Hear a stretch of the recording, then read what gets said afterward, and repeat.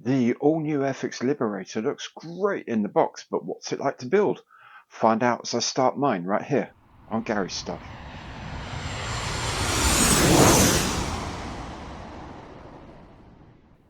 Hi there, I'm Gary. Welcome to the channel. Welcome back if you've been here before. Today I'm making a start on building my AIRFIX 1/72 scale B-24 Liberator, the brand new 2024 kit. In this first of two parts, I'll assemble the fuselage and the wings and get it ready for the first paint job. And then in the second part, I'll finish the paint, do the decals, then do all the detailing parts like the bombays, the turrets, the undercarriage, and so on and so forth. Okay, if you want to know how to see the next one when the next video is available, best thing to do is make sure you subscribe to the channel and hit that bell. It doesn't cost you anything, but you will still be notified of all my future products as they come onto YouTube. And of course, anything you like on my channel, please do give it the old imperial thumbs up on the like button below, because every like counts. Now, if this video tempts you to buy a Liberator or need anything else in the AIRFIX range, please make sure you follow the link in the information box below to the AIRFIX online store. There, at no extra cost to you, anything you buy, AIRFIX will have to make a donation to the running of this channel, and you can still get your club 10% discount, and you can still collect your hobby reward points if you're enrolled into either of those programs. Okay, but let's make a start by first looking at the paints and other products I've used in the completion of this project.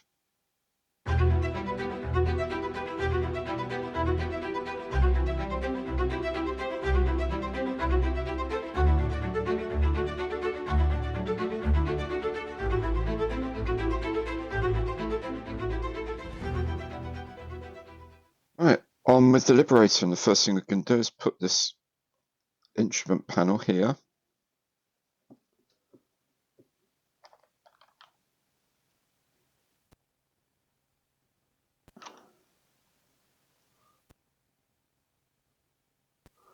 The reason I'm doing this first before putting up on anything else is I want to create a space here for some weights, because the instructions here say that we need to put a load of weight in here, 25 grams. I don't know where I'm going to get 25 grams of weight from. I don't actually know what those holes are at the back of the rudder pedals either. I don't know if I need to block those up. So I'll have a look through the instructions and see if they're relevant to anything. If they're not, I can block them up with a bit of something, a bit of maybe some PVA or something like that. Put a couple of put a plastic wall down the back of the pedals here. Build up a wall either side and make like a box here, and I'll fill that with liquid gravity. In the meantime, there's I guess this is going to be where the throttle quadrant would normally be. It's on here.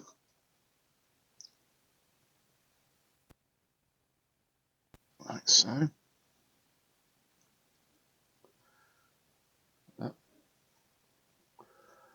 And the two steering wheels can go into place as well. The frames for the pilot and co-pilot seat can go in, so. Then the seats themselves can go in and just sort of sit in like this. So there we go. What I've done is I've put just 3 bits of styrene sheet in here to form like a little box, really. I'm going to fill that with liquid gravity. If you're going to do this, make sure that this wall here doesn't go beyond the edge here, because this edge fits flush into the side of the cockpit. So you want to make sure that doesn't stick out too far. Stick out beyond this line here. That's the most important thing. The rest of it is actually pretty straightforward. Yeah, fill it up with liquid gravity and spray it up and paint it. These bits down here I can just do in black, so they look like they're behind, and then highlight these put with the interior green and maybe sort of brush them a little bit with aluminium to make them stand out against the black behind them, and then that's good. Now we can get on with the rest of the cockpit. There's an instrument panel sort of needs to go in each side, and unfortunately where the panel goes there is a pair of ejector pin marks here, and they do still sit a bit proud, so you do have to just get rid of them to make sure these panels sit exactly flat. But it doesn't take too much, and not huge. I guess the problem is there's nowhere else on the part for them to go, so at least this way, once the panel goes on top, then the part's hidden. And just give that a little bit of a sand down. So when you've cleaned that up, the piece just slots in nicely into place, and you can secure it with a dab of glue. 1, 2, 3. There's a step piece just behind the nose gunner's compartment, the nose turret. You just need to drill that out 1mm there. There's a pilot hole on the back, and also take off this sort of stubby bit here. So I'm guessing this is actually the bomb aimer's position, so this looks like a bomb sight that goes on. Probably the famous Norden bomb sight that the Americans used. Yeah, like so. And then these ammunition boxes sort of clip around the bomb sight, which is quite cool because I can add, that doesn't look like much, but I can add a bit more liquid gravity into these, and because they're quite far forward, that might have quite a good effect on adding to the nose weight. They're only little places, but you can get 5 grams into each of these, which is quite possible. Then that will add quite a nice little extra bit of nose weight that will help us. We're going to start assembling the forward section of the cockpit now, and so this piece connects to the cockpit floor like so. Then the bomb aimer position can go in here. You'll see there's a half moon here with a point, and that point goes under this point here in the rib. See, that's how it sits, like so. Then the support here for the cockpit goes in. You can see the cockpit goes into these slots in the ribs there and there. And this frame goes into the fuselage like this. And then finally the 2 halves of the nose section can go together like so. And moving on to the forward part of the main cabin, this piece goes on here. Now this is going to form another area where you can fill it full of liquid gravity or whatever your chosen way of weighting this down would be. Just a bit of glue there, and a bit of glue over here as well. There we go. So that will get filled. Now there's another bulkhead that goes here, that sort of fits in here, like so. Now if this is full, if this part is full, then you are going to need to take off these 2 little ejector pins here. They don't belong there. If that part is pretty much empty, then you're fine, but if you've filled that with something to weight it down, you need to cut these off because it may not close with that part filled. So there we are, that's filled with liquid gravity. I've also put a load of PVA glue in to bind it all in, and then this piece can sit on top and be glued in place. This radio set goes in here,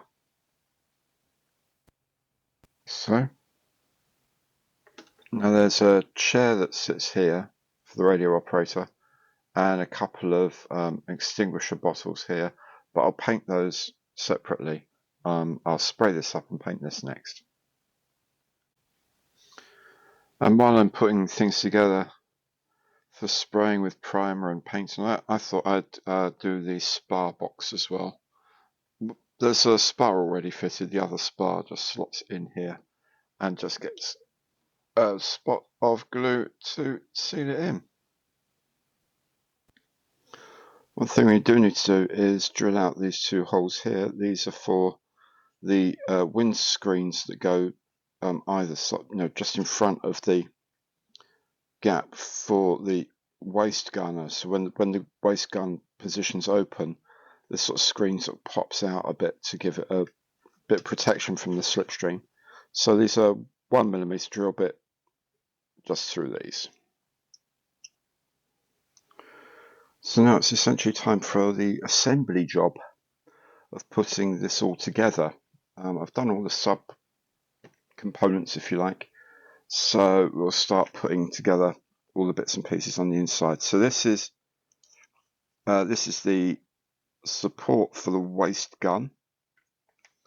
You can see there's like a gap here for that's the pin tool sit. Now, if you're doing this with the side window closed, you're going to put the gun on already, but I'm not. I'm putting this with the gun poking out of the side window. The side window is going to be open, so I'm going to leave that alone.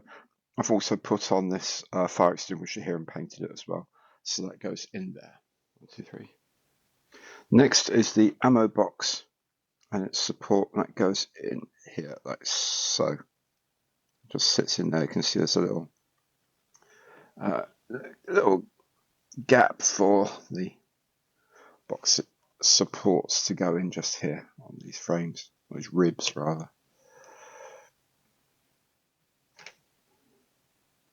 We need to put the window in, the sort of the window frame here. It would normally sit there, obviously it's going to be open, so what we're going to try and do is have it open. It's got to kind of rest on this opening but not sit inside it, but also it can't go too far up here, because if it goes like too far like this, you're never going to get the two halves to close together, and it's like the other side is going to interfere. So it kind of sits around there. It's not very obvious where this sits, to be honest with you. So we'll just see what we can do. Yeah, maybe it looks like that, maybe. That kind of sits in like that. Yeah, I guess we'll go for that. Okay, can I just quickly change my advice about this? Don't put this in first. Hook the ammo feed in here first, glue that up, then put it into the body of the plane, yeah? I should look at the instructions occasionally a bit more. See, it fits like this, and the whole thing goes on, yeah? So with the ammo line in place, you see, because what's going to happen then is when you put the gun on the pintle slots in here, this is going to sit right up against the breech and it's going to look brilliant. Next, there's this frame at the top. I suspect it actually supports the ball turret. So it comes as 3 parts, 2 ends, and this part's in the middle.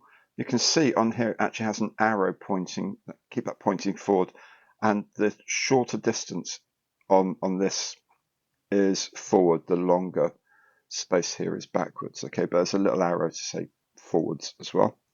And that slots into place just here. Okay, the floor can now go in here as well. And there's various little sort of bits and pieces of alignment around for you to follow. So I get it in place correctly, like so. You see, it's aligns here with the end, kind of with the end there. This is where the ball turret goes. It sits up again underneath all these ribs all the way along here, all the way to the back. Then there's this rear walkway to the tail turret that sort of sits in. They've even put the chemical toilet in, which is a nice touch. Make sure that the top of this doesn't project over this edge here, because this is where the tailplane goes, so you've got to make sure that's actually tucked down properly, down onto that, like that. Then the front of this needs to match up with the ring of the support for the rear turret, like there. Instantly, while I remembered, I also put the little window in here, as you can see, just for completion's sake, really. I'm now going to put the spars in, and that gives me the top of the bomb bay, like so, but it also gives me the two sides of the next piece that goes in, that links all of that together. So here we go, this bit slots in here, like so, connects up underneath. Right, that's fun. Should probably put those in another time. Anyway, so that bulkhead now goes in. It sits at the back end of the bomb bay here, like so. So it clips in there. It sits up against this rear part here, and then the top sort of part of the bomb bay, the roof of the bomb bay, as it were, slots into this ring here, and then it sits in. There we go. That's all very nice. I need to double check where the wheels are, because I'm kind of tempted to load this up with weights here as well. I'll have a look at where the wheels are in a moment. However, the next bit that goes in is, I guess, is this, which is the radio compartment, radio operators area, and that just clips into place very straightforwardly. Okay, so I'll put another 15 grams in front. The balance point is about there, so anything you can put forward of that is going to help, frankly. Anyway, there's also this, I don't actually know what it is. Someone who knows the B-24 will know what this is. I don't know what it is. It's some sort of structure with a gas bottle on it. Anyway, there you go. It goes in there. There's a piece that goes in here next to the waist gunner's position, like so. And the last bit that needs to go in is the door. I'm just going to put it in here. You know, maybe, about like that. It's supposed to go vertically, I guess, like so. We'll let that dry. Then the two halves can go together. Okay, so I've double checked everything. All the bits are where they should be. All the bits are in, which is, as you can see, is quite a lot. So it's time, my friends, to join the two halves of the aircraft together. How easy is that? A couple of little tweaks here and there, and that is amazing. Chris, what a job of engineering you did here, my friend, with this design. Wow. There's a lot of stuff in there. Look at those oxygen tanks, or whatever, the big yellow tanks either side of the support for the ball turret. That's really close tolerances, and it's gone in. No worries. Absolutely amazing. Brilliant. So tape this up, glue it up, and get ready for the next adventure on this kit. And when everything is set, you can just slot the nose into place, like so. Now onto the wings, and the inside of the wing is this structural piece. It also forms the support for the main gear. That slots into the bottom of the wing, like so. Now there's the top half of the wing. I've painted the top of the gear bay here with the yellow zinc chromate paint. What I'm going to do is I've only put dabs of glue into the alignment pegs and the alignment holes, because this is going to be the tricky bit. Okay, get this as lined up as you can, but the ends here, don't worry if they don't align. What you have to do, you really need to do with this, is put it on a flat surface and then put something heavy at each end, be it a big thing of glue, a box set of your favourite CDs, whatever it is, because the top surface of this wing needs to be flat. Now, if you just glue in the pins and then put a dab of glue, so I should have shown you, a dab of glue at the end, right at the very end where it's flat, then if you have everything pressed flat and let the glue set, then you won't get any wing bend at all. Okay, you will have to do a little bit of work on the wings, but I'll show you that in a bit. And next we're on to constructing the rest of the wing. And the first thing we're going to do is put on these little outlets, these little exhausts, whatever they are. I don't know if they're cooler exhaust or radiator exhaust or engine exhaust. I have no idea what kind of exhaust they are. Someone will tell me. Someone who knows the anatomy of the B-24 a lot more than me. Quite honestly, is going to be about 2/3 of my viewers. Will tell me, I'm sure, what those are outlets for. Anyway,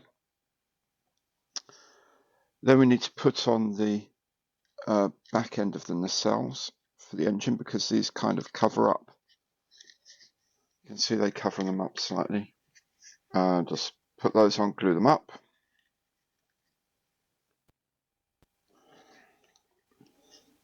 Next things that go on are the supercharger ducts on here.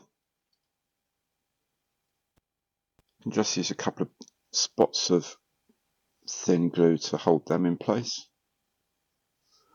Now they've got shaped pegs for the holes, so you know you're putting the right one in the right slot, right length in the right slot. There's a lot of that on this model actually, shaping of holes specifically to the parts that are going in them, so that they only go in on one side of the aircraft or one way round or something like that. There's quite a lot of that. Okay, next thing is the back of the engine bay, like the firewall, I guess, for the engine. And that goes on, and it clips over the end of the supercharger inlet and sticks on the top here. And this can be a little bit annoyingly tricky for no reason. So let's put this in. Then on the supercharger body here, there's a tiny little cover, and it is actually offset. It's not entirely front to back, which might look a bit odd, but there is actually a little peg, alignment peg there, that helps you get it in the right place, like so. Now for each engine there's a rear cylinder, or rear bank of cylinders I should say, and that is quite a snug fit, let me tell you. Then there's the front bank of cylinders. Now I've pre-painted all of these. I've done the rear bank just with some steel, and the front bank with some steel. I'm just going to top up those rods either side there, but as you can see, you can't see through, so you don't need to worry about painting up the back plates or anything like that. Right, the very front of the engine is this, I guess, some sort of gearing case or something like that, and the propeller shaft goes through there. Make sure it sits in nicely. Now, if you want the propeller to turn, don't glue this in. I don't particularly care whether it turns or not, so I'm going to put a drop of glue in. I think it just keeps it more secure that way. Then it's ready. The casing can go on the front. You can see it's got an arrangement of pins, which means it'll only go on in one place, and that's with this piece here at the 12 o'clock position. Just dab of glue to secure it in place. And then finally, for the engine, when everything else is in place, the nacelle can slip over the top of everything else into place like so. Now I'm going to have the flaps up on this aircraft, so we need to remove these tabs here at the back very gently and just sand them flat. Each aileron comes in two halves. Just put them together, clamp them up, and then run a bit of glue around them to seal all the edges in. The flap, if you're not putting it down, the flap can just slot on here. If you are putting it down, there are slots on the inside for you to line everything up with. But the most important thing is, of course, it lines up here roughly. Doesn't have to be terribly accurate. One thing is that you'll notice at this end there's a bit of a notch. Don't worry about that, because this part of the wing actually slots into the fuselage. This bit doesn't. So don't worry about that. Don't try and match it up or anything. Just this is the more important end to make sure it matches up properly. Then when the flap is set, you can slot the aileron into place as well. Then for the tail, the pieces just kind of fit together here. The tail plane comes in one big unit. Just goes across there, tape it up and glue the edges as normal. And then you have the fins. Now, if like me, you take them off the frame and clean them up and get them ready to go, then you're suddenly thinking, now which bits go with which? Does this one go with this one? Does it go with this one? Well, the thing is, they only go together one way, because you'll see on these two inner parts, the trim tab is on this one, but it's not on this one, which means that the outer panel has to be this one, because otherwise you wouldn't be able to fit it with the trim tab like so.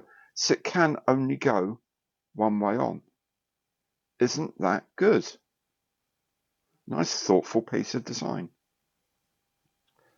With the wings now ready for paint and the rest of the aircraft getting ready, we'll finish up the fuselage by putting in the transparent parts and masking them up. This, of course, here is the main windscreen. Another piece, you remember right at the start we had to drill these two holes in the side just by the window. These are for these windshields. Now when the window is open, the windshield sort of stick out a bit, and that sort of lets the slipstream go past the side, doesn't sort of go into the window as much. Reduces drag and also keeps the crew inside a little bit happier. That just goes on and just gets glued into place. And the last bit of structure I'm going to do today is I'm going to put the tailplane onto the back of the fuselage, mainly because it gives us an easier space to block up here when we're painting, and also the painting isn't too incredibly difficult here to mask off and things like that. So I'll just put that on there and get the dabs of glue and we are good. There we go. Good progress, I think. But what a lot of detail there is in this kit. It's absolutely astonishing. Now, of course, if you've got the bomb doors open, the side doors open, you can see a lot of this stuff. If you've got the bomb doors closed and the side gunner ports closed, the windows are actually really quite tiny. So apart from the cockpit and a bits of the radio stuff, the rest is all like gun turrets and things. You're not going to see anything else inside. So you can take a position on how much you actually want to complete and paint and all that. Bear in mind, however, some of the interior stuff is actually structural, so be a bit careful what you leave out. Otherwise, if you're going to make sure everything's done, now you know what's in front of you.